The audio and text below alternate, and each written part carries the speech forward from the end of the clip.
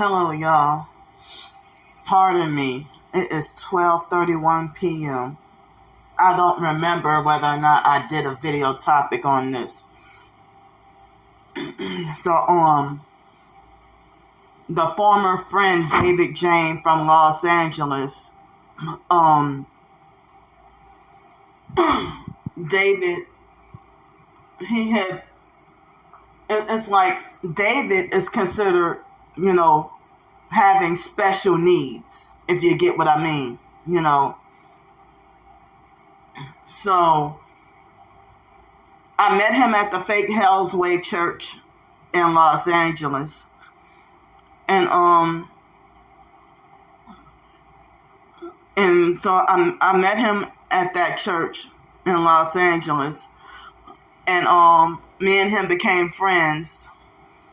And we hung out quite a bit. And David was a humble and quiet person that never really bothered anybody. Very meek and shy and, but I really think that they convinced David to perform a satanic ritual or something. That now they have him perping and harassing and bullying me. And I knew David from 2012 and up until I left Los Angeles in 2016. And then our contact was so-so, after I moved away. And then I saw him again in 2018 when I was in Los Angeles metro area. And so David would have never been the type to gang stalk or perp anybody. In fact, I saved him from being bullied by one of his roommates where he's living at. So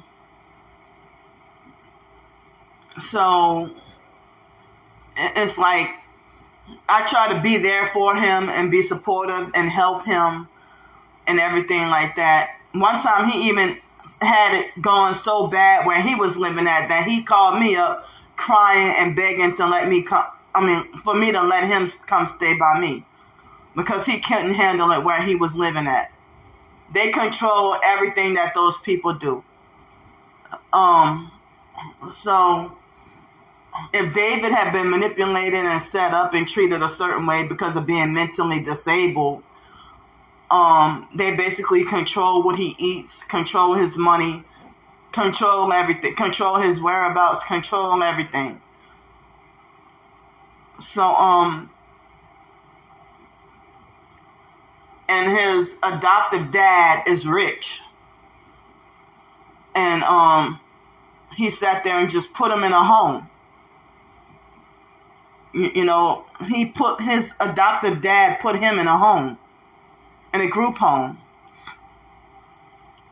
So, it's like they have a woman there named Sarah, that David Jain would always say that Sarah couldn't even leave the house. So if those people there, they had mental retardation and disabled and taking medications, I don't know what David Jain's so-called, diagnosis is. David would never, during a fake friendship, he never really told me. But, when I used to treat David out, David had a job, and I was living on SSI and Social Security, and I would treat him out, and he only spent money on me one time, and I spent money on him. I'm pretty sure I spent hundreds of dollars on him throughout the years, and he would always be begging me for money. And he would always beg people for money and cigarettes and lighters for cigarettes and stuff like that. And at the Fake Hell's Way Church, You know, they made false rumors saying that me and David are both the greediest people in church just because they didn't like us being considered, quote unquote, I can't say that R word, RETDED. You know, they viewed both of us as, you know, mentally challenged or something. So they were trying to make it like as if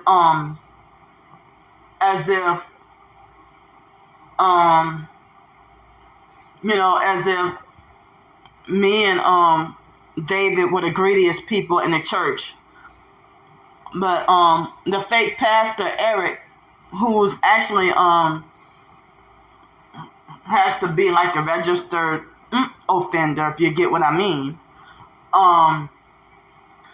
Eric tried to tell David one time, David, you can eat 6 plates of food, but you can't tithe. But tithing is unbiblical anyway. And that pastor he was a false pastor and was money hungry and everything. And he got caught in some scandals, and he'd been in and out of prison. So David wants to lie and say that me and him never were friends. But he's, for the past 3 days, no, I don't know about the day before yesterday, but yesterday and today, and then I think Friday, David been creating fake new accounts on YouTube, harassing the shit out of me. So I'm about to show y'all some screenshots of David. You know, y'all can make up your minds and decide for yourselves if you want to believe that if he wanted to lie and say we never were friends. But I'll show y'all some pictures of us hanging out. You know, so you know what? I just realized I can't, because I'm doing this I'm recording this on a TikTok app, not a separate video in my camera and then attach screenshots. So don't worry about that. But I can maybe do a separate video to show y'all of David being friends with me and hanging out with me, and then that compared to the screenshots. I really believe that there's a demon operating through David Jain to make him either that or a handler telling him what to say. Because, I mean, the stuff that he says that would have never came out of his mouth back then, it's like a stab to the heart, and it makes me want to cry just about every time. So David is not the same. I think David Jain spiritually died and lost his soul. And you know, I think somebody manipulated and convinced him to sell his soul and become a perp, and he probably fell for it, because David, I mean, as I said, he's not the same David Jain that I knew. Some people might say he even looks different. So, excuse me, and I noticed some other people who also, you know, some other people who also were, you know, nice and normal, and then once they sell out and become a perp, that's when they become narcissists. Once people sell their soul, that's when a narcissistic personality kicks in. Or no, narcissist, sociopath, psychopath, or whatever personality kicks in.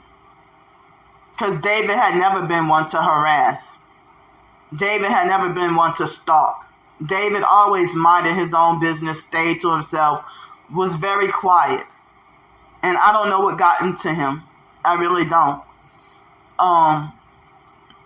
As I said, I really think David Jain spiritually died and sold his soul. They manipulated him, but they must figure it was easy if he was considered mentally challenged or whatever. But he would do stuff like when we would go out and eat at restaurants, he would be licking plates And so now he's trying to copy off other perps calling me greedy.